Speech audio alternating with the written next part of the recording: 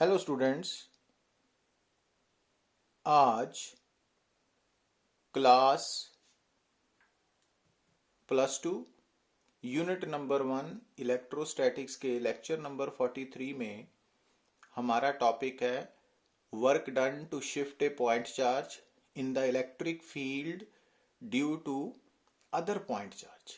Means कि जब एक पॉइंट चार्ज की प्रेजेंस में दूसरा पॉइंट चार्ज शिफ्ट होगा तो कितना वर्क डन करना पड़ेगा। तो इसके लिए सबसे पहले हमने एज्यूम किया कि मान लो let there be a plus q source point charge lying at the origin. अब ये जो सोर्स पॉइंट चार्ज है प्लस क्यू, इस चार्ज की प्रेजेंस के कारण इसके अराउंड इलेक्ट्रिक फील्ड पैदा हो चुका है। अब उस इलेक्ट्रिक फील्ड में मान लो टेस्ट चार्ज क्यू नॉट को हमने शिफ्ट करना है from point A to B. तो अब कितना वर्क डन करना पड़ेगा। तो जैसा कि इस डायग्राम में आप देख रहे हो कि हमने मान लिया कि जो इनिशियल पॉइंट ए है, तो उस इनिशियल पॉइंट ए का सोर्स पॉइंट चार्ज क्यू से इनिशियल डिस्टेंस है आर ए, और जब test charge final point B पे पहुंचेगा तो उसका बी पॉइंट का सोर्स पॉइंट चार्ज से डिस्टेंस होगा आर बी। तो अब इस पूरे रास्ते में जब ये test charge A to B shift हो रहा है तो हमने एक आर्बिट्रेरी पॉइंट पी एज्यूम कर लिया, कहीं पे भी रास्ते के ऊपर एक पॉइंट पी एज्यूम कर लिया। अब इस पी पॉइंट पे electric field intensity due to source point charge plus q के कारण किधर है, away from the radial direction, means away from the origin along the radial direction. और जो पी पॉइंट है उसका सोर्स चार्ज से डिस्टेंस आर है, और डीएल क्या है, small displacement of test charge.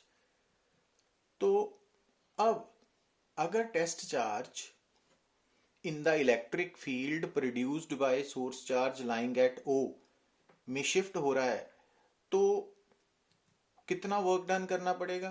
तो ये हम पहले एक आर्टिकल कंप्लीट किया है जिसका हेडिंग था line integral of electric field, कि जब कोई भी चार्ज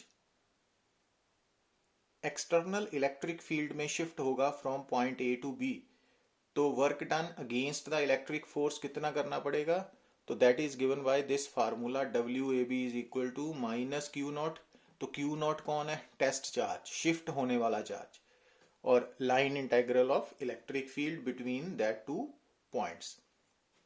अब ई डॉट डी एल में अगर हम मान लें कि E vector and d l vector के बीच में एंगल थीटा है तो डी एल कॉस थीटा। अब डी एल कॉस थीटा यहाँ पे क्या है, radial component of electric field, so ये बन गया ई डी आर। ये ऑलरेडी हम पिछले आर्टिकल्स में डिस्कस कर चुके हैं। तो अब जब हम वर्क डन निकालेंगे तो अब ई क्या है, ई है आर्बिट्री पॉइंट पी पे electric field intensity due to source charge. अब जो सोर्स चार्ज है उसका पी पॉइंट से डिस्टेंस आर है, तो पी पॉइंट पे सोर्स चार्ज के कारण जो इलेक्ट्रिक फील्ड इंटेंसिटी पैदा हो रही है उसका मैग्नीट्यूड कितना होगा, तो वो होगा 1/4 epsilon naught q by r square, electric field intensity due to point charge. अब हम इस ई की वैल्यू को यहाँ पे सब्स्टिट्यूट करेंगे। अब जब हमने ई की वैल्यू को यहाँ पे सब्स्टिट्यूट किया तो यहाँ पे इंटीग्रेशन आर के विद रिस्पेक्ट टू आर हो रही है, तो लिमिट्स भी उसके अकॉर्डिंगली चेंज होगी। मींस ए पॉइंट का distance from source charge r a है, इनिशियल लिमिट, और फाइनल लिमिट आर बी। अब जब आप 1/4 एप्सिलॉन नॉट क्यू कांस्टेंट को बाहर निकालोगे तो ये बन गया ना। अब d r by r square को इंटीग्रेट करोगे तो -1/r। तो ये मैथमेटिक्स है। अब लिमिट्स को सब्स्टिट्यूट किया तो ये आंसर आ गया। इट मीन्स अगर एक चार्ज दूसरे चार्ज की प्रेजेंस में शिफ्ट होगा तो कितना वर्क डन करना पड़ेगा। तो first charge second charge over 4 epsilon not into 1 over दोनों चार्जेस के बीच में फाइनल डिस्टेंस आर बी का मीनिंग, और आर ए का मतलब दोनों के बीच में इनिशियल सेपरेशन। तो ये फार्मूला आप ऐसे याद रख सकते हो। और यहाँ पे एक बात और माइंड करने की है कि जो रखने के लिए, माइंड में रखने के लिए जरूरी है कि ये जो फार्मूला है, work done to shift a charge in the presence of other charge, तो इस फार्मूला को डिराइव करते वक्त हमने Q को रेस्ट पे माना और Q नॉट को डिस्प्लेस किया। बट इसका उलट भी हो सकता है कि अगर मान लो Q नॉट रेस्ट पे है और Q शिफ्ट हो रहा है, तो अगेन ये फार्मूला रिजल्ट सेम ऑब्टेन होना था।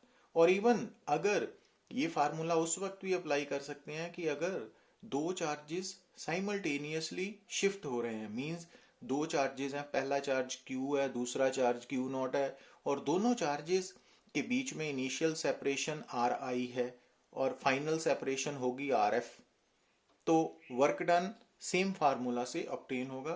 तो इसमें इस बात का कोई फर्क नहीं पड़ेगा कि दोनों चार्जेस साइमल्टेनियसली मूव किए या दोनों में से एक रेस्ट में है और दूसरा मूव कर रहा है, तो answer would be the same.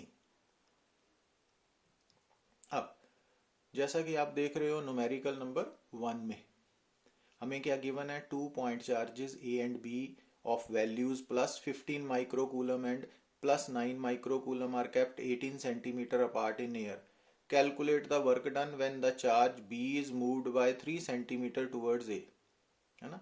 तो अब दो चार्जेस जो गिवन है ना, तो अगर हम प्लस 15 माइक्रोकूलम को Q मान लें और प्लस 9 माइक्रोकूलम को Q नॉट, तो दोनों के बीच में इनिशियल सेपरेशन कितनी है, 18 सेंटीमीटर है। और हमने वर्क डन निकालना है जब B को हमने मूव किया by 3 centimetre towards A, means अगर B A की तरफ 3 सेंटीमीटर शिफ्ट हुआ तो A और B के बीच में फाइनल डिस्टेंस कितना रह गया, सेपरेशन कितनी रह गई, 18 इनिशियल थी, 3 सेंटीमीटर कम होगी, तो इट मींस 15 सेंटीमीटर। तो ये ऐसे नोट करना है। तो अब यहाँ पे आपने डायरेक्ट फार्मूला अप्लाई करके उसमें वैल्यू सब्स्टिट्यूट करनी है और आंसर ऑब्टेन हो जाएगा। Got it? Thank you.